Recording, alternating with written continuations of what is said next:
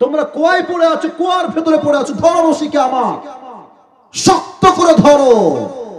মারামারি কইরো না, অমুকে জামাত, অমুকে চরমনাই, অমুকে কওমিয়া, অমুকে আওয়ামী লীগ, অমুকে বিএনপি, অমুকে সরসিনা, অমুকে কওমিয়া, অমুকে আলিয়া।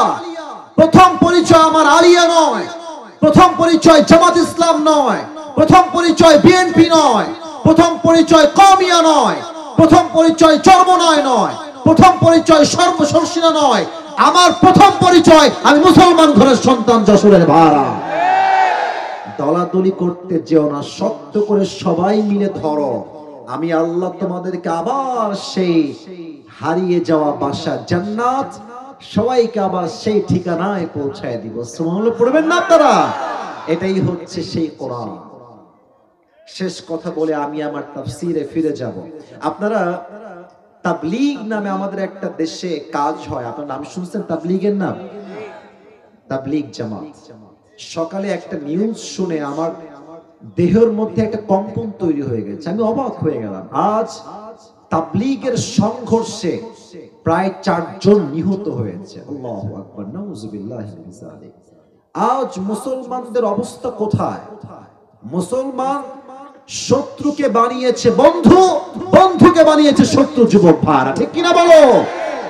আপনি একটু তাকায় দেখেন, আমাদের দেশে মুসলমান মুসলমানে দাঙ্গা করে, আর আমাদের সবচেয়ে বড় শত্রু দেশের নাম হচ্ছে ভারত। যুবক ভাইরা, আর এই ভারতের যে সাংবাদিক গুলো আছে, একটাকেও আমার সাংবাদিক মনে হয় না। আমার মনে হয় এরা গুলিস্তানে আন্ডার প্যান্ট বিক্রি করলে বেশি মানাইতো। যুবক ভাই, আমরা জাস্ট মুসলমান ঘরের সন্তান, শান্তি চাই।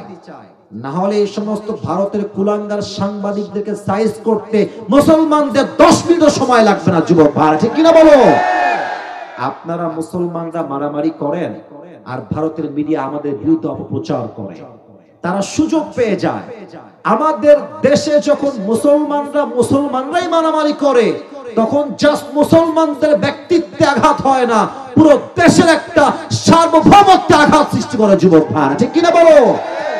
আমি তাবলীগী ভাইদের কাছে আমি আসি অনেক অধম, অনেক ছোট, আপনাদের পায়ে আমাদের হাত। দেশটা আমরা দ্বিতীয়বার স্বাধীন করেছি, এটাকে আর বদনাম করবেন না। মনে রাখবেন, মদিনায় আউস এবং খাজরাজ গোত্রের মাঝে সবচেয়ে বেশি দ্বন্দ্ব ছিল। এদের মাঝে কি প্রবলেম ছিল? Ego problem.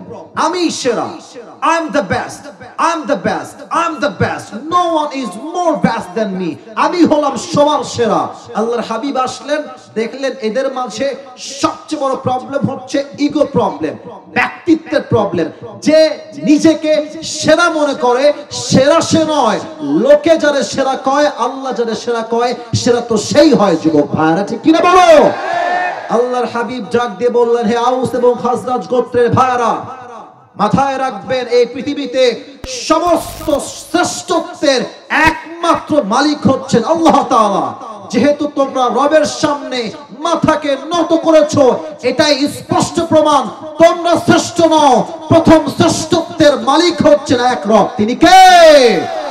ভুলে যাও লড়াই, ঐক্যবদ্ধতার ডাক দাও। ঐক্যবদ্ধ হয়ে গেল, পুরো মদিনার আউস এবং খাজরাজ গোত্রের সমস্ত দ্বন্দ্ব নিমিষেই মিটে গেল। সুবহানাল্লাহ পড়বেন না আপনারা সবাই? আমাদের শামের দিকে তাকান, সিরিয়ার যে বিজয় হলো, কেমনে হলো? মুসলমান ঐক্যবদ্ধ হয়ে কাজ করেছে, জালিম তার মস্তক ছাড়তে বাধ্য হয়েছে। ঠিক কিনা বলে? আরে ভিন্ন দেশ লাগবে কেন? আমার দেশে তো সবচেয়ে বড় এক্সাম্পল মনিরামপুরের ভাইরা। আমার দেশে শহীদ আবু সাইদের নাম তো সবাই শুনলেন। বলেন তো একটু বুঝে, সে কি কারো গায়ে হাত তুলতে গেছিল? না, কথা না বললে পারবো না ওয়াজ করতে। কারো গায়ে হাত তুলতে গেছিল? কাউকে গুলি করতে গিয়েছিল? আমরা বলেছিলাম যে আমাদের কিচ্ছু লাগবে না, শুধু কোটার সংস্কার হলেই আমরা খুশি। এটা আমাদের ফার্স্ট স্লোগান ছিল।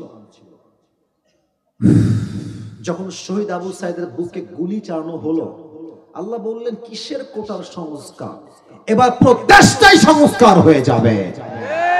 ছাত্রদের গায়ে একটা আগুন লাগলো, সমস্ত ছাত্র এক হলো, সমস্ত দল এক হলো, একটাই স্লোগান, হয় জীবন দিব না হয় স্বৈরাচারকে বিদায় করে ছাড়বো যুবক ভাইরা আমার। আমি তাবলীগী ভাইদেরকে বলবো, আমরা কেউ শত্রু নই, ঐক্যবদ্ধ হয়ে যান। সাতপন্থী বুঝি না, জুবায়ের পন্থী বুঝি না, আলেম পন্থী বুঝি না, আমরা একমাত্র ইসলাম পন্থী বুঝি, আর কিচ্ছু আমরা বুঝি না, ঠিক কিনা বলে? এই গ্রুপের মারামারি সব বন্ধ করে দিক, পুরো দেশটাকে আল্লাহ তাআলা শান্তিপূর্ণ দেশ করে দিক। আমরা সকলেই দিল খুলে পড়ছি আমিন। আপনাদের বউ আছে কার? একটু হাত তুলুন তো, বউ আছে? আচ্ছা, হ্যাঁ, নাই তো বেশিরভাগ লোকের। আচ্ছা বসান, হাত বসান, হাত বসান। এবার যাদের বউ তো কেউ নাই, সিঙ্গেলরা সবাই হাত তোলে। হ্যাঁ, আহা, কারো বউ নাই আপনাদের? আব্বা বোঝে না রে, আব্বা বোঝে না রে। আহা, আমি যুবকদের পক্ষে একটাই স্লোগান আজকে দিব, যুবকদের চরিত্র রক্ষা করতে চাইলে আর শীত থেকে বাঁচাইতে চাইলে কম্বল দিয়ে নয়, বউ দিয়ে যুবকদের শীত দূর হবে। আমি আমার আব্বাজানদেরকে পায়ে হাত থেকে বলতে চাই, আব্বাজান এই যে স্লোগান দেন, তোরে নিজের পায়ে দাঁড়াতে হবে আগে, তার আগে তোর বিয়ে হবে না রে। এই স্লোগান বাদ দিতে হবে ভাই। প্রথম কথা কতি হবে যে তুই বিয়ে কর, তোর জায়গা আমি তোর বাপ তোকে দিয়ে দিব, যা। এটা যদি বাপের স্লোগান হয়, বিয়ের ক্ষেত্রে যুবকদের 80% যুবকরা জিনার থেকে বেঁচে যাবে যুবক ভাইরা আমার। না, বাপদেরকে বলে আসলে বেশি একটা লাভ নাই। বেশিরভাগ মেয়েদের মধ্যে সমস্যা আজকে। তুমি দেখবা যে মেয়েরা টাকা পাইলে টাকলার সঙ্গে বিয়ের পিড়িতে বসে যায়। আর আমি সব মেয়েকে এক পাল্লায় মাপি না। I don't measure everyone equally. Everyone has different kind of personality. সবার ব্যক্তিত্ব একরকম নয়, এক একজন এক এক রকম। বাট আমাদের দেশে কিছু সংখ্যক মেয়েদের রুচি এতটা নিচে নেমে গেছে, এরা দিনদার নয়, গাঞ্জাখোর দেখলে পছন্দ করে। আর কিছু মেয়ে আছে দেখবা যে এরা আইফোন 16 প্রো ম্যাক্স পাওয়ার জন্য কক্সবাজার পর্যন্ত চলে যায় যুবক ভাই। এরকম মেয়ে তো যশোরে অন্তত নাই। যদি থেকেও থাকে আল্লাহ হেদায়েত দান করুন, সকলে পড়েন আমিন। আমাদের স্লোগান হবে একটা, আমার বউ সে হবে না যে দিনবিহীন হবে, আমার বউ সে হবে না যে চরিত্রহীন হবে, আমার বউ সে হবে দেখতে কম সুন্দর হলেও চলবে, বাট চরিত্রে দিনদারিত্বে চুল পরিমাণ কোনো ছাড় হবে না, ঠিক কিনা বলেন? আল্লাহ যুবকদেরকে বোঝার তৌফিক দান করুন, পড়েন আমিন। আমরা আজ কোরআন থেকে আলোচনা পেশ করব। 3টা তাকবীর শেষ হবে। প্রথম তাকবীর দিবেন আমার যশোরের মনিরামপুরের বিবাহিত ভাইরা, দ্বিতীয় তাকবীর দিবেন আমার প্রিয় সিঙ্গেল ভাইরা। দেখবো আজ কাদের জোর কত বেশি। বিবাহিত ভাইরা কাশি দেন,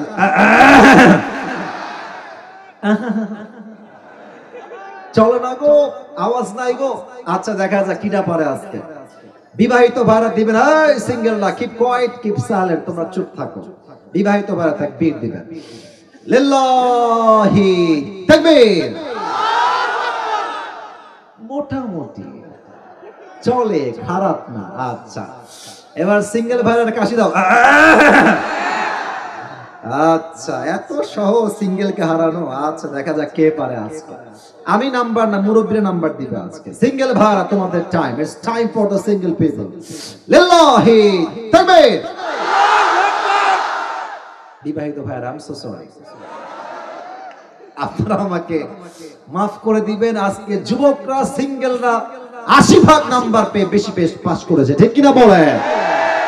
এবার সবাই মিলে তাকবীর দিবেন। আমি সহ আমার আফ্রিদি ভাই সহ আমরা সবাই মিলে তাকবীরের ঠেলায় ভাই স্টেজ ভেঙে নিচে পড়ে যাব। দেখা যাক কত জোর আছে যশোরবাসীর মাঝে। সবাই একটা গলা ঠিক করে নেন।